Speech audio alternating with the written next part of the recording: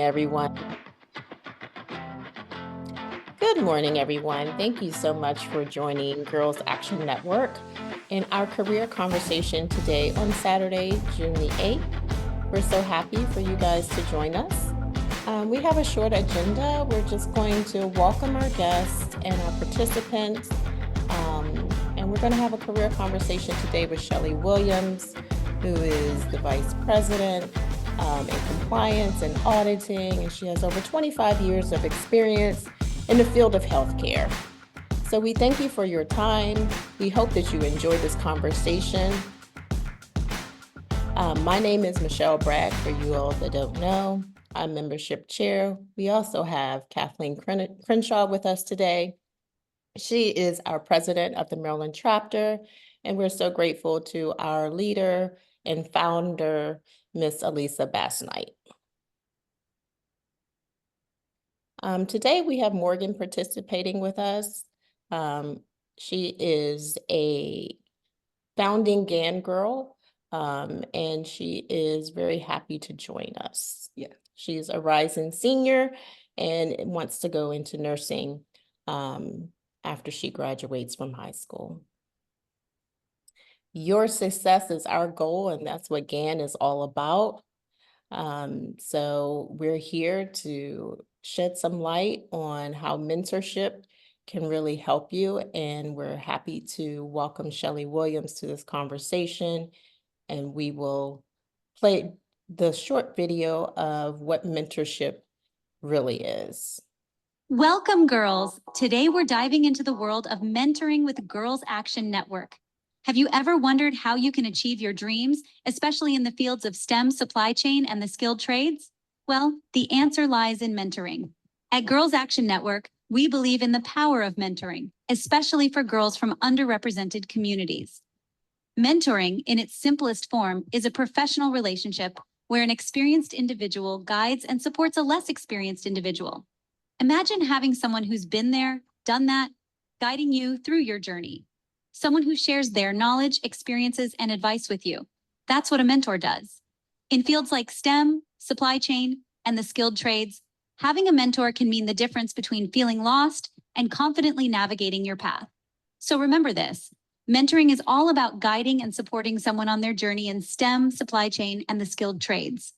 To understand more, let's hear from some of the mentors themselves. These are the individuals at the forefront, shaping the future through their guidance and support.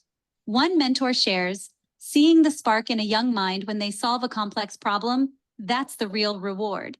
It's not just about teaching, but also learning from these brilliant young minds. Another mentor reflects, the journey of mentoring is filled with mutual growth. It's a partnership where we share our experiences and knowledge, and the mentees bring fresh perspectives and innovative ideas. Yet another mentor admits, mentoring is challenging, but the impact it leaves on these young lives is immeasurable. It's about empowering them to believe in their abilities and inspiring them to break barriers. Indeed, mentoring provides girls with valuable role models who can inspire and empower them to pursue their passions and overcome obstacles in STEM, supply chain, and the skilled trades. But the benefits of mentoring don't stop there. Mentoring not only shapes the path of the mentee, but also enriches the mentor's life in countless ways. It's a two-way street, filled with learning and growth on both ends. Mentors often reflect on how the experience has sharpened their leadership skills, broadened their perspectives, and reignited their passion for their field. On the other hand, mentees gain access to a wealth of knowledge, guidance, and support.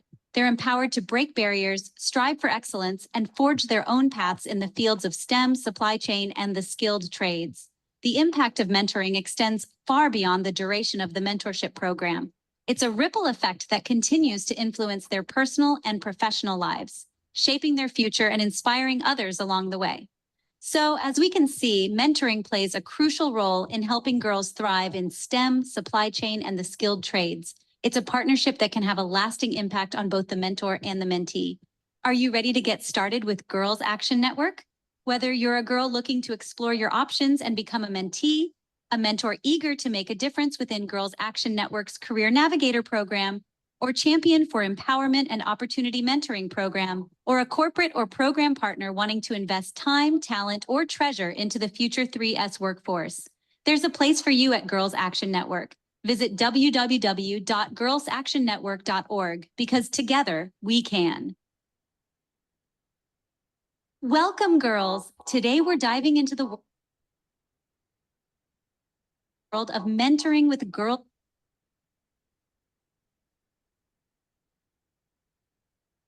So now we are going to introduce Miss Shelly Williams. She is going to start our career conversation. We're going to turn it over to Shelly. Thank you. Fantastic. Thank you, Michelle, for the wonderful video, The Power of Mentoring. And so I think it's so important to talk a little bit more in depth about the power of mentoring and navigating that journey. And I appreciate, Morgan, you in attendance today and those that may be listening. So I hope you find this meaningful and relevant for you as you navigate the next chapter of your life. So I often get asked, where and how and who and what am I and what did my career bring me to in full circle, bringing it forward. So with that said, growing up, I was very athletic and very competitive. I was a runner.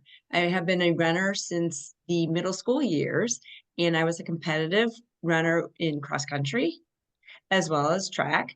And I'm a long distance runner, which is in for the long endurance efforts. So long endurance often brings you to having short-term goals and a mindset to achieve the long distance running. So as a competitive runner, I continue to pursue the sciences. I loved science in middle school. I loved science in high school. I was the geek.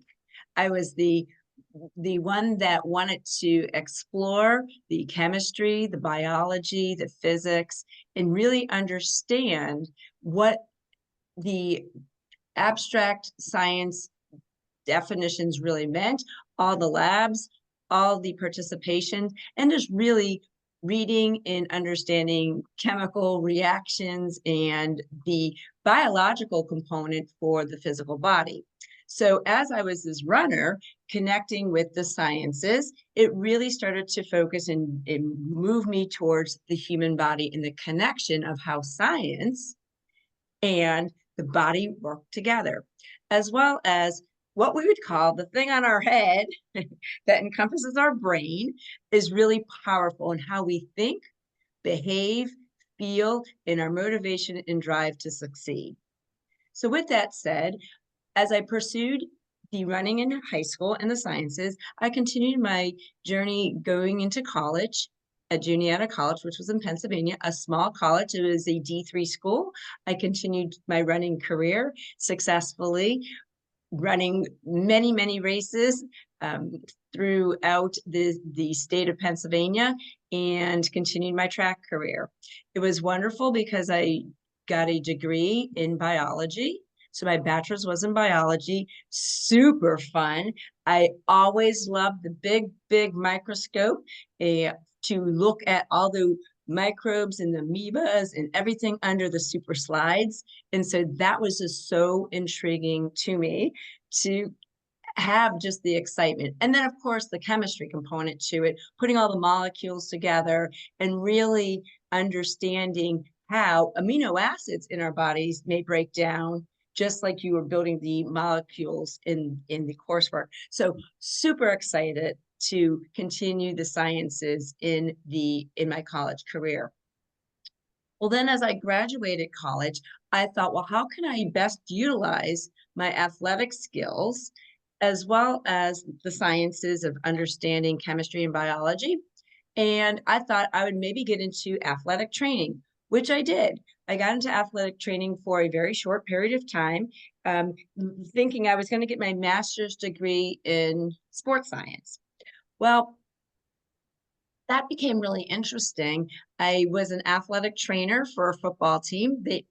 All the football players.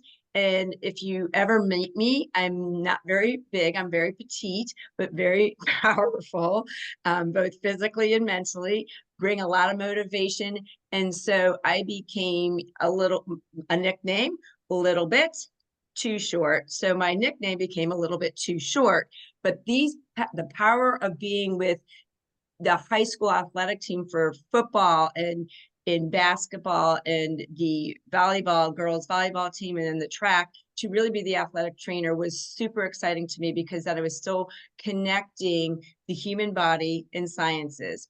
But then I started to think, well, this is a lot of field hours. Maybe I really should get into more of the physical therapy aspect to it. So I turned corners and applied to physical therapy schools. Although I was a little nervous, because I didn't feel like I felt like I was maybe not prepared to get into the field of physical therapy. So I worked as a physical therapy assistant at a wonderful place for developmental disabilities for children and adolescents at the Rehab Institute in Pittsburgh.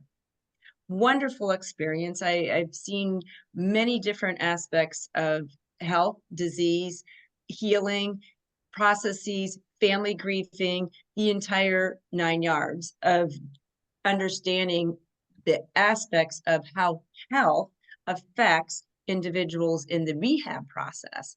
Well, that was exactly where I needed to land.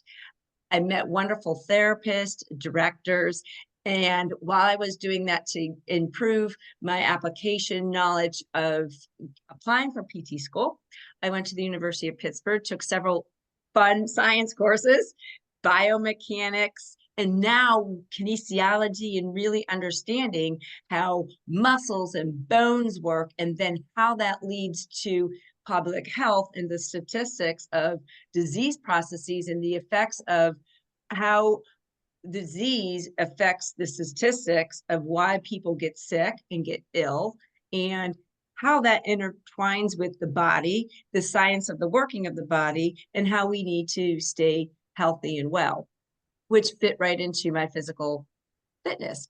So I still continue to run, of course, not competitively, although I think at one point I was recruited by an individual. They were in Hawaii, and they really wanted me to be a professional triathlete or a biathlete, which would be running, biking, swimming, or just the biking and running. And I was like, wow, that's a really wild card. I think I'm good, but I don't know if I can just go to Hawaii and ride my bike and run. It sounds great. So I still continued my extracurricular courses in my kinesiology. I got my confidence to write my essay for getting into physical therapy school, and bingo, first shot, did the interview, and I nailed it. I got into physical therapy school. So it was super exciting to share a little story of why I wanted to get in school. I convinced the committee. It was a little nerve-wracking, I have to say, but there were a panel of 5 individuals asking me a lot of questions. And so when I became true to myself of just sharing those stories of why I wanted to get into PT school, why I was the right candidate, they said, you're in. This was one of the first master's programs for physical therapy in the country. Physical therapy initiated with only having a bachelor's degree. In fact, prior to a bachelor's degree, for those that maybe have never heard of World War I or World War II, it used to be that nurses and therapists were grandfathered in to help support the troops. And that became somewhat of the American Red Cross, and working in the field of Florence Nightingale. So then we fast forward, therapy became a bachelor's, and then they moved it to the bachelor's and then a master's program. So I was one of the first graduating classes for my master's in physical therapy, which brought me on a whole nother journey of healthcare. So as I started my navigation journey, you just follow your heart, you follow your soul. It will take you to right where you need to be. And that's an important point, because I think sometimes we start to get too much anxiety. We think too much, we overthink, we downplay what really our heart and gut are telling us. And if we keep that aligned, we can achieve anything. And I want, Morgan, you to know that as you are pursuing nurse practitioner, you and I from that mentorship are going to be like this, right? We are going to be good friends, because I will help you fly. I will help you navigate. And that's the power of GAN. GAN is that mentoring program. You are not alone. We are here for you to support you. And those that are listening, same applies for you as you navigate, what am I going to do with my life? And so it's super important to feel empowered, to know that you're not alone. And the power of mentoring really brings it close to my heart. And for those that know me on the as our panel, they know that I am truly motivated to have the success of young girls like you to succeed, because you are our next generation. We need you in our healthcare, in any STEM, skilled trade, or supply chain positions. So we will get you there. So when I worked in therapy then, it was really super fun because I was able to get a sign-on bonus, and $10,000 was that sign-on bonus. It brought me to North Carolina because I did several clinical rotations in Ohio at the Cleveland Clinic, a traumatic brain injury unit at the Duke University, as well as another clinical rotation in the burn unit at Mercy Hospital in Pittsburgh. So I said, wow, I'm going to move to North Carolina and take the $10,000 and start my career. One caveat with that, you have to pass that licensure. You need a license to practice. And that was a little moment of going back to the books and studying for the exam and feeling confident that I could pass an exam to be a licensed physical therapist. And I was able to succeed with that. During my journey of therapy, I worked in hospitals, hospices, skilled nursing facilities, doctor's offices. I did a little bit on my own with the schools to do the therapy for the healing of, in conjunction with the athletic trainer. I did my yoga certification to healing for the body. So all long of career of many options with healthcare, so many options with healthcare. Well, on the flip side, then as I got older in my career and started a family and started to navigate, I'm always navigating and still running.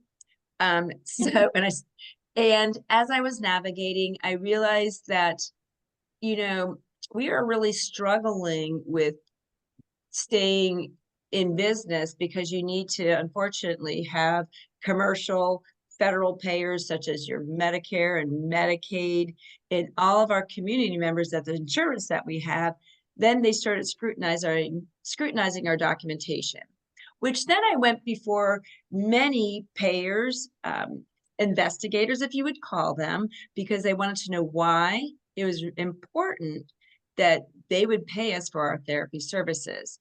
So if you ever got a medical bill, and maybe your moms and dads got like the medical bills and said, geez, this is too high, this is not really what was supposed to be paid, or the insurance, and you may hear your parents talk about, gosh, this is really expensive to go get healthcare, get therapy, or you had a broken arm and you needed it fixed and you had to go to the emergency room to get a cast on. It costs money. Well, sometimes the payers start to look at the documentation and they say, really, why is it costing that much? So I then had to defend from a legal side the documentation. I got really good at it.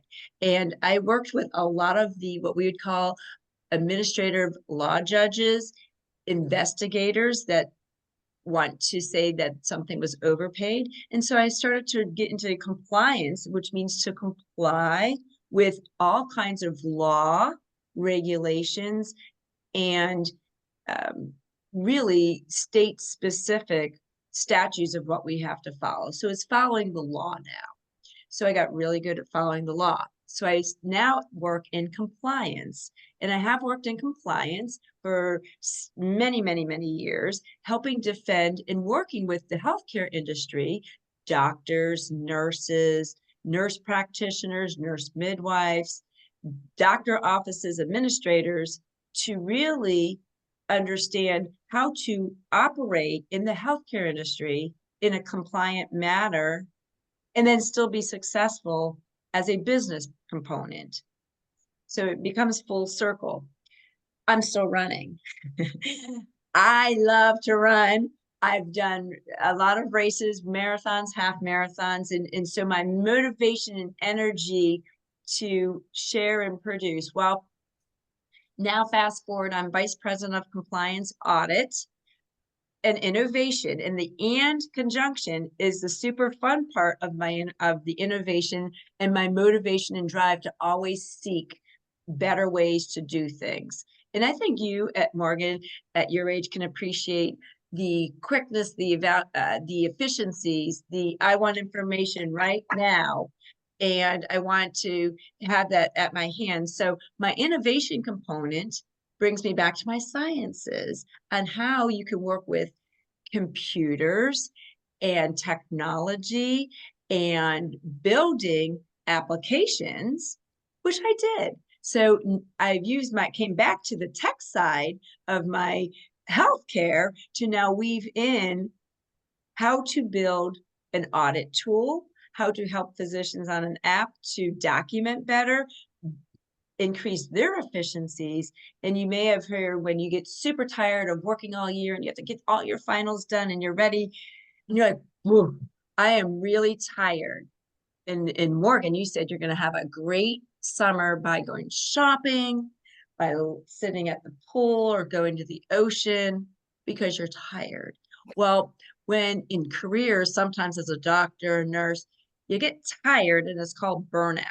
And so the technologies that I really put together and I'm not an IT person, but I've learned how to develop technology with the concepts and ideas. And I work closely with those that build websites and apps and programs to better decrease the efficiency, yet still get reimbursed and get paid to run your business for doctors' offices, for those that are the OBGYNs, which are the obstetrics, so the doctors that deliver babies, and then the gynecologists that we as females have to go see to ensure that we're healthy and well from our pelvic health. So that brings me to the and innovation, the super exciting component of everything all about me, all about science. Well, one last little caveat that I do is, and I've mentored, by the way, with D1 athletes at the University of South Florida for that program. Super exciting to work with them and navigate them through their career, even after they went to 4 years of college. You would think you declared a major and you know what you want to do, but sometimes you still need that mentoring and that push and the confidence and the ability. And so helping write resumes and having that dialogue where you can do this and walking through interviews and resumes and applications really help continue to drive your success. I am part of my American Physical Therapy Association. I am on the Knowledge Transfer Committee, which writes all types of clinical program guidelines for therapists to follow the science, back to science, based on what we call evidence-based medicine, which is research-based clinical medicine that we can follow to provide the best care for women in this country, because we really deserve the best care, healthcare. And so I'm so excited that you are looking into the healthcare. We need you. And so it's so important. And you don't sell yourself short. The sciences, the STEM, the skilled trade, the supply chain, all of this has something to do with healthcare. And so it's really super exciting to know that it doesn't have to be just one component. It can be such a plethora of all kinds of ideas and concepts in the healthcare industry. And it can be from developing and engineering the next heart monitor, or the next application for reducing diabetes, or it can be holding the hand of somebody that has cancer in a skilled nursing facility. And so there's so much to be able to conquer with the industry. And so I appreciate you listening and joining, and I hope to connect with each one of you very soon and continue the journey to help you out. So thank you. And thank you, Michelle, for having me. Thank you, Shelly, for sharing your wealth of knowledge and your expertise and being a GAN career navigator. That was such a wonderful testimony to your life and your history and your contribution. And we're so grateful to have you today. Thank you again for your time and for your willingness to serve.